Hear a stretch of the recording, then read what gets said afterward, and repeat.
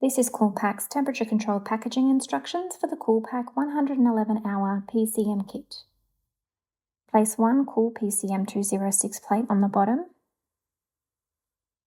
Place two Cool PCM 205 plates on the long edge of the box. And two Cool PCM 204 plates on the short edge of the box, making sure the plates are positioned horizontally.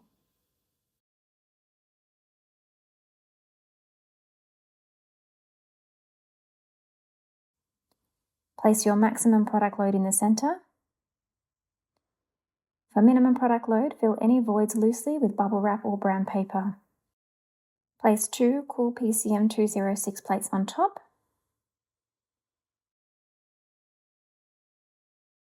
Place the CoolPac45 lid on firmly and tape the cardboard box shut.